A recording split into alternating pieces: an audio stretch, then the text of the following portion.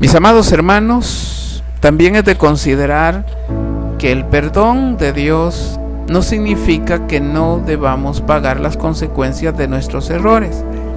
El hecho de que Dios haya decidido perdonar a David de su terrible pecado no significa que David no es responsable de sus decisiones y de sus acciones. El perdón no significa que lo tendrá por inocente cuando realmente es culpable. En Números capítulo 14, versículo 18, claramente dice así: Jehová tardo para la ira y grande en misericordia, que perdona la iniquidad y la rebelión, aunque de ningún modo tendrá por inocente al culpable. Muchas personas creen que recibir el perdón de Dios equivale a ser librado de todas las consecuencias de nuestros desvaríos. Pero eso no es así. El perdón no significa que no tendremos que enfrentar y pagar las consecuencias de nuestros errores y de nuestros pecados.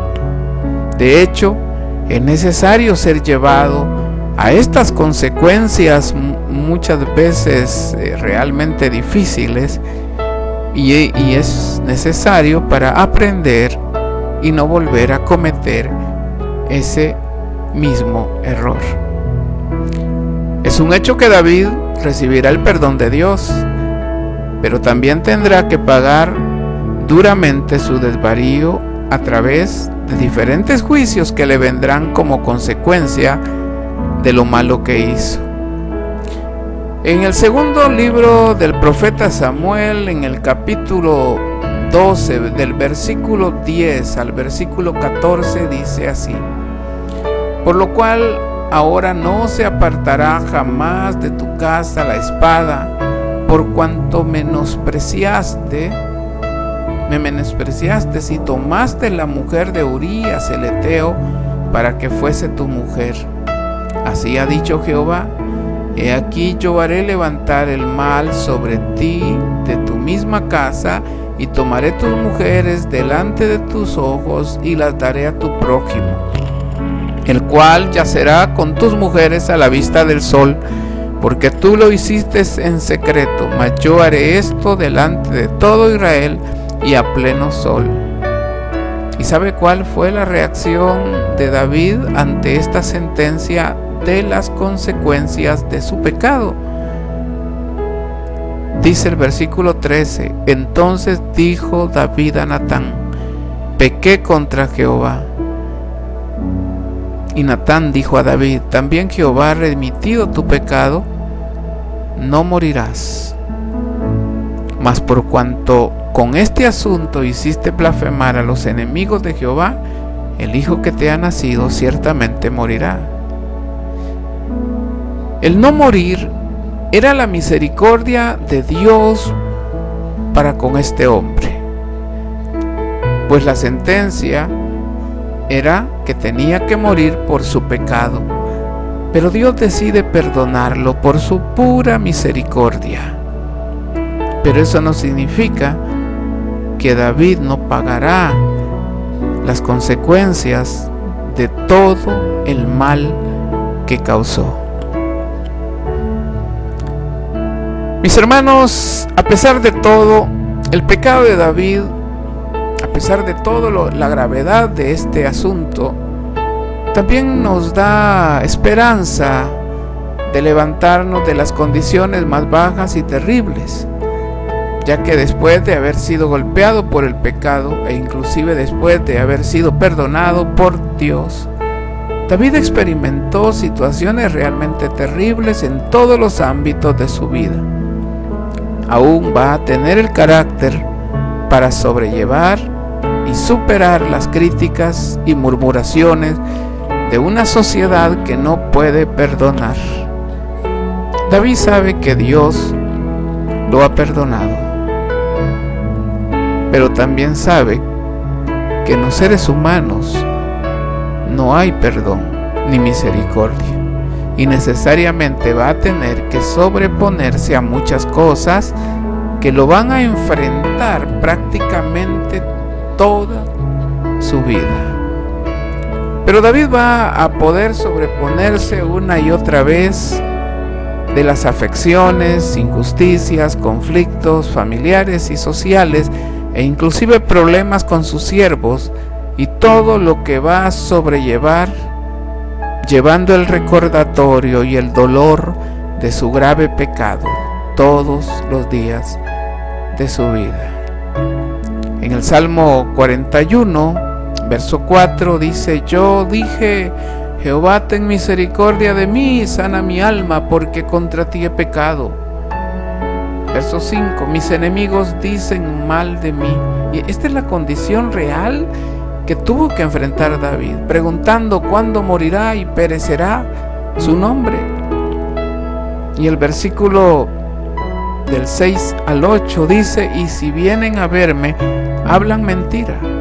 Su corazón recoge para sí iniquidad, y al salir fuera la divulgan. Reunidos murmuran contra mí todos los que me aborrecen.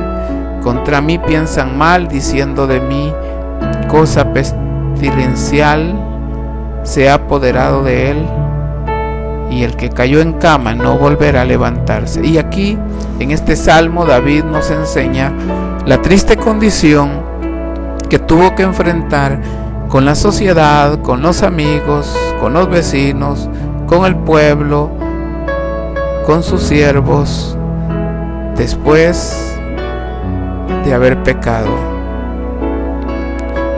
Saben, hermanos, el problema del ser humano hoy en día es que comete el error, hace el error, causa un daño terrible a sus hijos, a su esposa, a su prójimo, y a veces mucha gente lo quiere resolver todo el daño que hizo, terrible daño, solamente pidiendo en la iglesia que oren por él, pero en ningún momento él está dispuesto a aceptar las consecuencias y a sufrir esas consecuencias de su mismo error.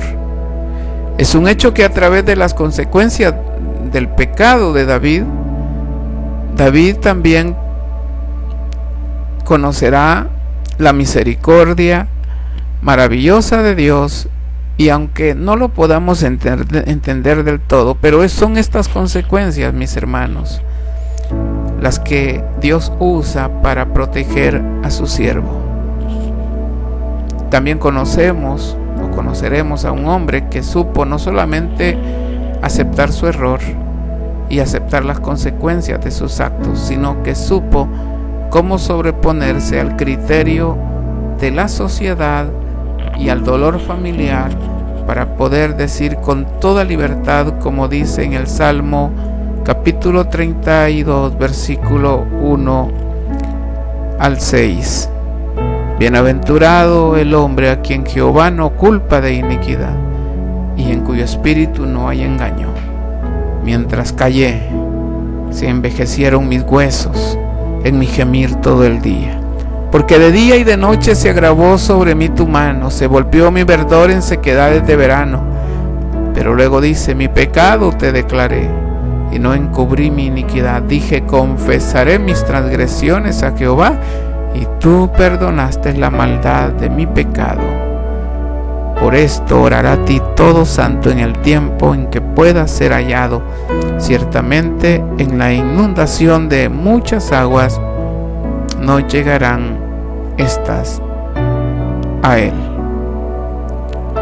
Indudablemente, este es un hombre que supo entender el perdón de Dios, y que también logra entender que todo lo que el hombre sembrare va a cosechar. Logra entender que detrás de cada error y detrás de cada pecado siempre hay facturas pendientes que en algún momento se van a tener que pagar.